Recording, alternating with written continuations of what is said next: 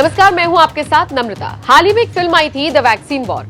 विवेक अग्निहोत्री ने इस फिल्म को डायरेक्ट किया है और इसमें दिखाया गया है कि कोरोना काल में किस तरह से वैक्सीन को लेकर मारामारी हुई, लेकिन सरकार ने बहुत अच्छे से इन सारी परिस्थितियों को निपटाया और जनता को सहूलियत पहुंचाई। इस तरह का कंटेंट ये फिल्म दिखाती है और जब हम इस फिल्म को देखने के लिए जाते हैं तो हमें फिर द कश्मीर फाइल्स की भी याद आती है, क्योंकि दोनों फिल्मों को एक ही डायरेक्टर ने बनाया है। और सबसे बड़ी बात, किस तरह से द कश्मीर फाइल्स ने धीरे धीरे शुरुआत की थी, लेकिन उसके बाद तमाम राजनीतिज्ञ आगे आए। बीजेपी के कई पॉलिटिशियंस ने इस फिल्म को सहारा दिया था।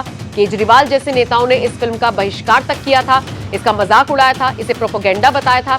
लेकिन इन सब के बीच अब जब वैक्सीन वॉर आई तो इसको लेकर भी तरह तरह की बातें हो रही हैं। देश में अलग माहौल बन गया है, क्योंकि दो खेमे हैं। एक तरफ जो लोग इसका समर्थन कर रहे हैं और दूसरी तरफ लोग कह रहे हैं कि ये भी प्रोपेगेंडा है और मोदी सरकार को अच्छा दिखाने के लिए और परिस्थिति से कैसे निपटे हैं ये झूठ फैलाने के लिए ये फिल्म बनाई गई है। अब सच्चाई क्या है, झूठ क्या है, ये फिल्म जाकर आप देख सकते हैं, उसके बाद आप खुद ही डिसाइड कर सकते हैं। लेकिन इन सब के बीच एक्टर प्रकाश राज ने इस फिल्म को मुद्दा बनाते हुए एक बार फिर से मोदी सरकार पर तंज कसा और हर बार की तरह वो इस बार भी ट्रोल हो गए।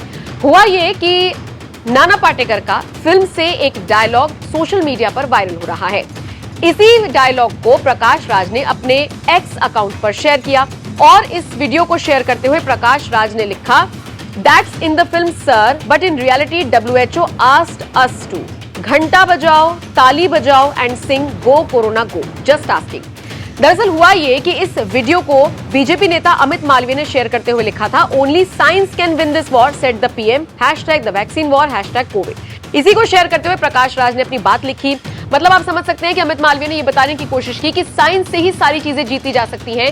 कोरोना काल में बहुत सारे लोगों ने देश की जनता को भ्रमित करने की बात रखी थी, भ्रमित लोग हुए भी थे और इसी वजह से कुछ लोगों की जान भी चली गई थी। हालांकि बात बात पर जो तमाम संस्थाएं हैं, सरकारों की तरफ से भी ऐसे प्लान्स चलाए गए थे कि देश की जनता भ्रमित ना हो। इसी बीच कुछ लोगों ने आपदा में अवसर खोजा और अपनी कमाई के लिए लोगों को भ्रमित किया था। तो ऐसे में अमित मालवीय ने ये ट्वीट शेयर करते हुए ये बताने की कोशिश की है कि साइंस से ही आप आगे बढ़ सकते हैं और किसी भी वॉर से निपटा जा सकता है। लेकिन प्रकाश राज ने वो तमाम यादें फिर से लोगों के जहन में ताजा कर दी जिस वक्त नरेंद्र मोदी ने देश की जनता को कुछ करने के लिए कहा था। थाली बजाने वाला वो कॉन्सेप्ट आपको याद होगा।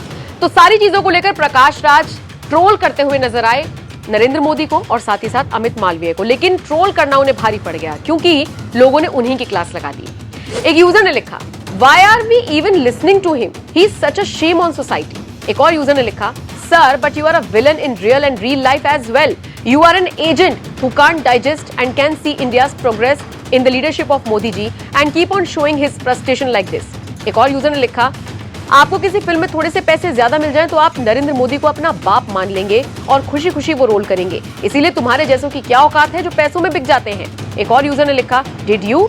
Why bark now? तो वही एक और यूजर ने लिखा, once a villain always a villain in real life also.